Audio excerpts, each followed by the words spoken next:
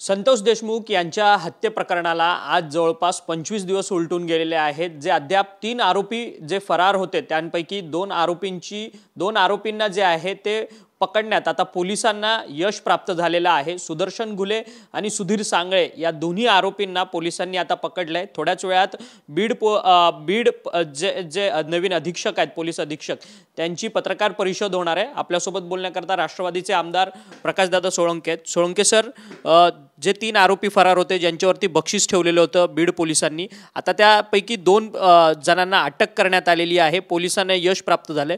25 दिवस उलटले गेलेले आहेत सगळ्या हत्या प्रकरणाला। निश्चितच पोलिसांनी या ठिकाणी या 2 आरोपींना अटक केलेली आहे। त्याच्यामुळे पोलिसांना धन्यवाद द्यायला पाहिजेत। आता एक फक्त आरोपी राहिलेला आहे।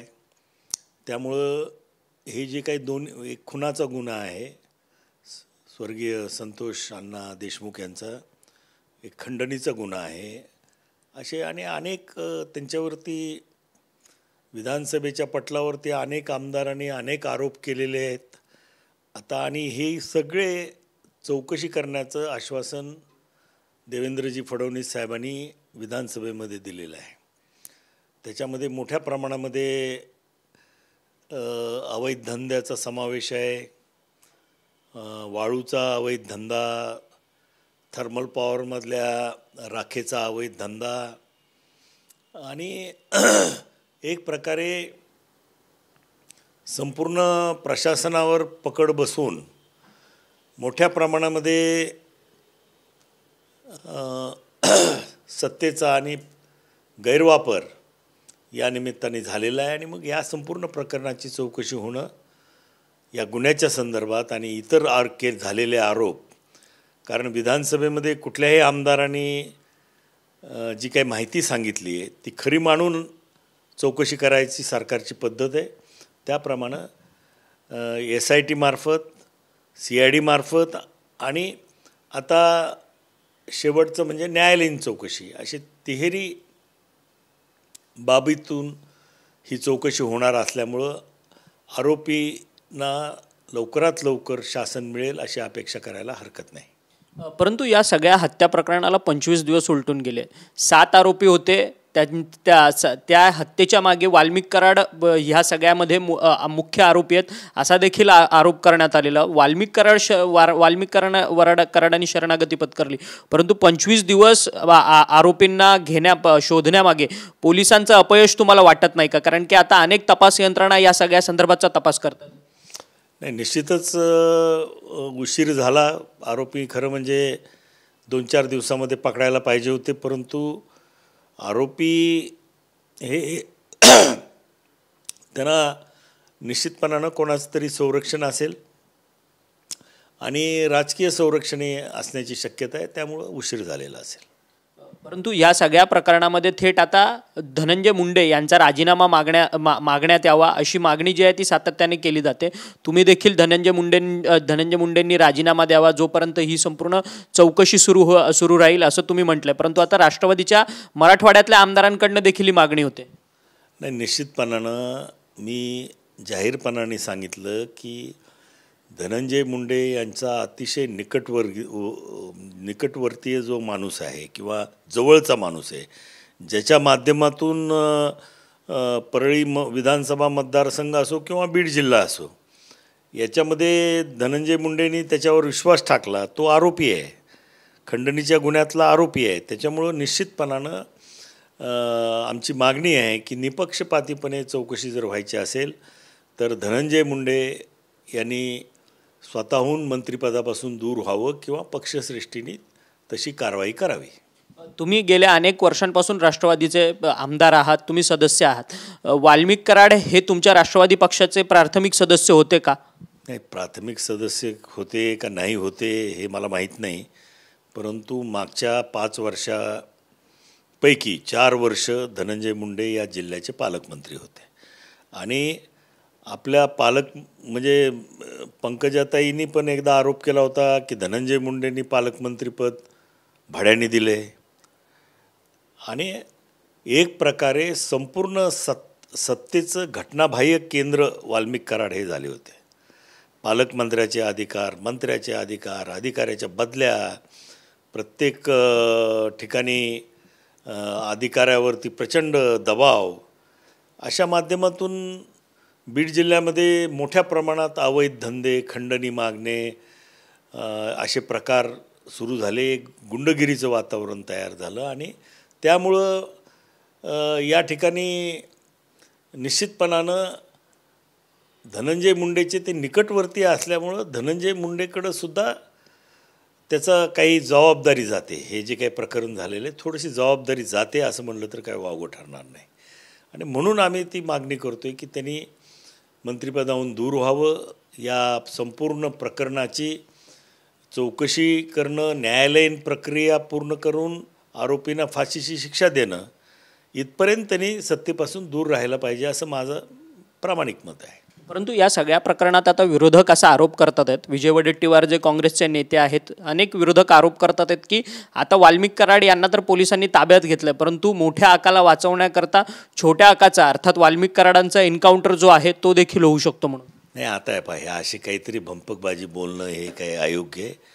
तो CIDच्या कस्टडीत आहे आणि असा एन्काउंटर होईल तसं होईल हे म्हणजे हे या नुसत्या इमॅजिनेशन आहे. असं काही घडणार नाही. पोलीस तपास करतायत. आता पोलिसांचा तपास अतिशय गतीनं चालू होईल.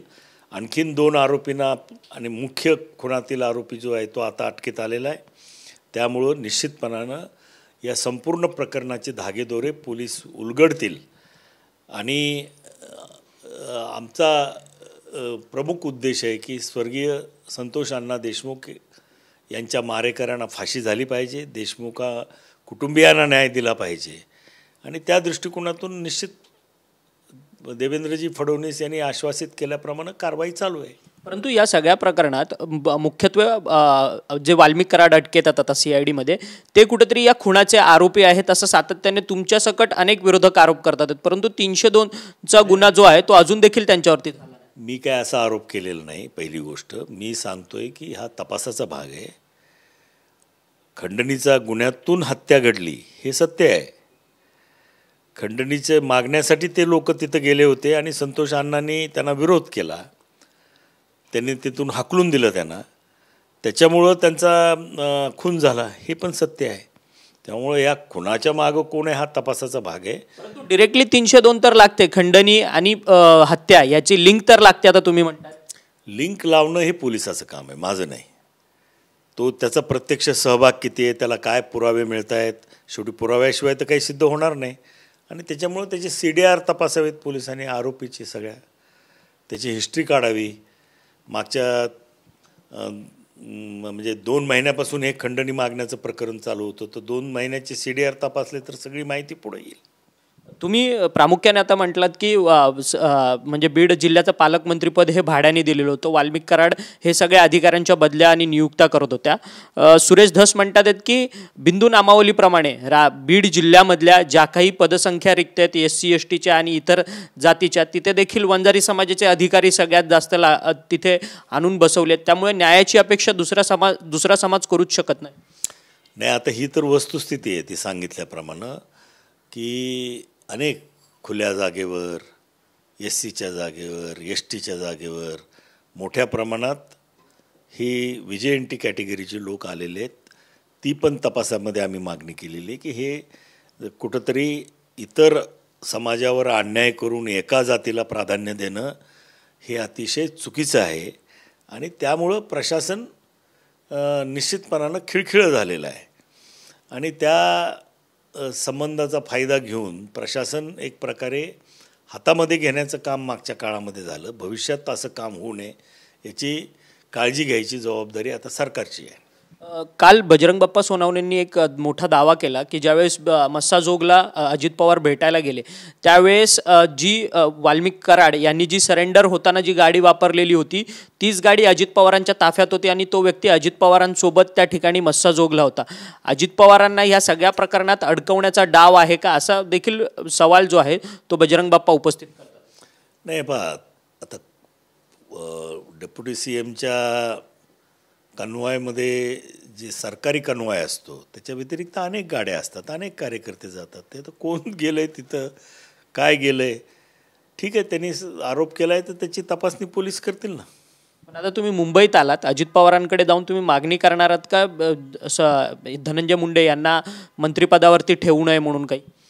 नाही, तशी मागणी मी नागपूरच्या अधिवेशनातच त्यांच्या कानावर घातली होती, देवेंद्र फडणवीसांच्या कानावरती घातली होती की या बीड जिल्ह्यातली गुंडगिरी, अवैध धंद्याचं थैमान, म्हणजे सगळं अधिकाऱ्यावरती दबाव. आज कुणी अधिकारी बीड जिल्ह्यात यायला तयार नाहीत आणि त्यामुळं निश्चितपणानं हे खुनाचं प्रकरण, त्याचा तपास आणि आरोपींना शिक्षा होईपर्यंत त्यांनी नैतिकतेच्या कारणावरून राहू नये असं माझं मत आहे. आणि पक्षश्रेष्ठीनेही त्यांना मंत्रिपदावर ठेवू नये. ही चौकशी झाल्यानंतर परत काय त्यांना प्रमोशन द्यायचं ते द्यावं. एकदा आरोपींना शिक्षा झाली की सर्वसामान्यामधला जो आक्रोश आहे आज बीड जिल्ह्यातला आणि मराठवाड्यातला, महाराष्ट्रातला आक्रोश आहे, आज एक सरपंच पदावर काम करणाऱ्या व्यक्तीचा खून होणं आणि तोही खंडणी प्रकरणातून होणं, हे अतिशय महाराष्ट्राला लाजिरवाणी गोष्ट आहे. बीड जिल्ह्यासारख्या मागास जिल्ह्यामध्ये उद्योजक येत आहेत आणि त्यांना अशी खंडणी मागितली जाते, तर कोण उद्योजक येईल बीड जिल्ह्यात? आणि त्याचा परिणाम आमच्या विकासावर होणार आहे. म्हणून जिल्ह्यामध्ये शांततेचं वातावरण असणं, सर्वसामान्य माणसाला बिना भीती आपलं आयुष्य जगता यावं अशी आमची मागणी आहे. आणि त्याच्यासाठीच आम्ही ही मागणी केलेली आहे की देवेंद्र फडणवीस साहेबांनी स्वतः किंवा अजितदादांनी बीड जिल्ह्याचं पालकमंत्रीपद घ्यावं. खरं तर एक शेवटचाच प्रश्न दादा, तुम्ही म्हणतायत की धनंजय मुंडे यांनी पालकमंत्रीपद भाड्याने दिलेलं होतं, अर्थात वाल्मिक कराड यांच्याकडे नियुक्त्या, त्याचसोबतच अधिकाऱ्यांच्या बदल्या वगैरे सगळं त्यांच्याकडेच होतं, DPTC वाटण्यांपासून सगळं त्यांच्याकडे होतं. तुम्ही म्हटलात की 2 महिन्यांपासून ही खंडणीची संपूर्ण लिंक सुरू होती. मग धनंजय मुंडे यांचा देखील CDRचा तपास व्हायला पाहिजे का या सगळ्या प्रकरणात? पोलिसांना गरजेचं वाटेल त्याचा CDR तपासावा पोलिसांनी. कोण व्यक्ती कुठल्या पदावर आहे, म्हणजे याचा मुलाहिजा न ठेवता पोलिसांना जे आवश्यक वाटलेल्या प्रत्येक माणसाचा CDR तपासणं ह्या तपासाचा एक भाग आहे.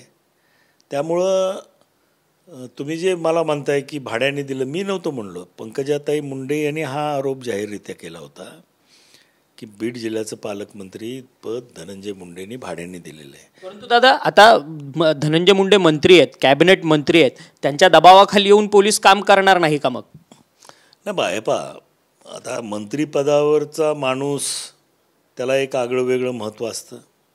प्रशासनावर, प्रशासनाशी त्याचे जवळचे संबंध असतात आणि म्हणून नैतिकतेच्या कारणावरून या गुन्ह्याचा तपास होईपर्यंत धनंजय मुंडेंनी मंत्रिपदावर राहू नये असं आमची मागणी आहे. आणि पक्षश्रेष्ठींनाही आम्हाला तेच सांगणं आहे की त्यांना मंत्रिपदावर ठेवू नका, निपक्षपातीपणे चौकशी होऊ द्या आणि बीड जिल्ह्याचं पालकमंत्री, या जिल्ह्यातली असाधारण परिस्थिती, जातीय सलोखा बिघडलेला आहे, त्यामुळं या जिल्ह्याचं पालकमंत्रीपद पुढच्या 5 वर्षासाठी अजितदादांनी किंवा देवेंद्र फडणवीस यांनी स्वतःकडे घ्यावं. धन्यवाद प्रकाश सोळंके सर, तुम्ही आमच्याशी बातचीत केली. राष्ट्रवादी पक्षाचे ज्येष्ठ आमदार प्रकाश सोळंके यांनी आपल्याशी बातचीत केलेली आहे. खरं तर त्यांचं म्हणणं आहे की ह्या संतोष देशमुख यांच्या खुनाच्या प्रकरणामध्ये ज्या कोणाची चौकशी करायची आहे त्याची चौकशी पोलिसांनी निपक्षपातीपणे करावी.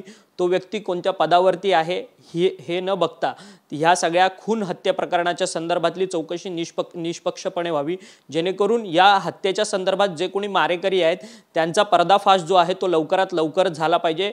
हे खंडणीचं प्रकरण जे आहे ते हत्येसोबतच लिंक आहे आणि गेल्या 2 महिन्यापासून हे खंडणी प्रकरण सुरू होतं. त्यामुळे या खंडणी प्रकरणाचे लिंक कोणाकोणापर्यंत जातात ह्याची चौकशी पोलिसांनी अत्यंत निष्पक्षपणे करावी अशी मागणी जी आहे ती प्रकाश सोळंके यांनी आपल्याशी बोलताना केलेली आहे. व्हिडिओ जर्नलिस्ट सिद्धेश नाईकसह अक्षय मंगणी, TV9 मराठी, मुंबई.